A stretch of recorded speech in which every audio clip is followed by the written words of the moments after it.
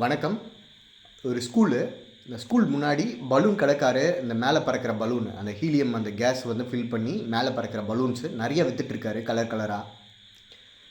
நிறைய குழந்தைங்க கிராஸ் பண்ணி பார்த்துட்டு ஆச்சரியமாக பார்த்துட்டு போயிட்டே இருக்கு. உள்ளேருந்து ஒரு குழந்தை வருது, ஒரு பொண்ணு, சின்ன பொண்ணு. அந்த பலூன் கடைக்காரர்கிட்ட கேட்குது, அங்கிள் இந்த பலூன்ஸ் எல்லாமே மேலே பறக்குமா அப்படின்னு கேட்குது. பறக்குமா அப்படின்னு சொல்கிறாரு. கருப்பு கலர் பலூனும் பறக்குமா அங்கிள் அப்படின்னு கேட்குது.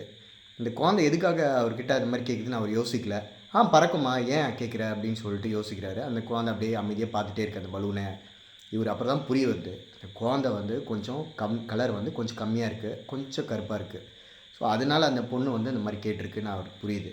அதுக்கு அந்த பலூன் கடைக்காரரு கூப்பிட்டு அன்பாக சொல்கிறாரு, பலூன் பறக்கிறதுக்கு தேவை உள்ளே இருக்கிற அந்த ஹீலியம்ன்ற காற்று மட்டும்தான். ஸோ அந்த காற்று எந்த பலூன் என்ன கலரில் இருக்கிற பலூனில் உள்ளே போனாலுமே அந்த பலூன் வந்து மேலே போயிட்டே இருக்கும். பலூன் பறக்கிறதுக்கும் அந்த பலூனோட கலருக்கும் வந்து இதுவும் கிடையாது, டிஃப்ரெண்ட் கிடையாது.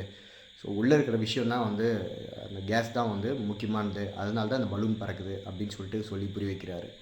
ஸோ இங்கே நம்ம நிறைய பேர் இந்த சினாரியோ, இந்த கதை எதுக்கு சொல்கிறேன்னா, அங்கே நிறைய பேர் நம்ம கருப்பு பலூனாக நினச்சிட்ருக்கோம்.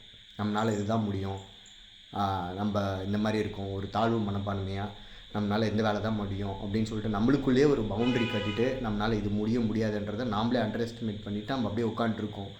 இங்கே நிறைய பேர் நீங்கள் கலர் பலூன்ஸு, எல்லா கலர் பலூன் என்ன மாதிரியான மைண்ட் செட்டப்லனா இருங்க. பட் நம்ம எந்த இடத்துல நம்மளுடைய ஆஸ்பிரேஷன் தான், நம்ம எண்ணம் எந்த இடத்துக்கு நம்ம போகணும், நம்மளுடைய குறிக்கோள் என்ன, நம்மளோட டெஸ்டினேஷன் என்ன, நம்ம எங்கே ரீச் ஆகணுன்றதை நம்ம ஃபிக்ஸ் பண்ணிவிட்டு அதுக்காக உழைச்சோம்னா ஈஸியாகவே எல்லாம் அந்த பலூன் பறக்கிற மாதிரி நாமளும் அந்த லெவலுக்கு வந்து நம்ம முன்னேறிட்டு போயிட்டே இருக்கலாம். நன்றி, வணக்கம்.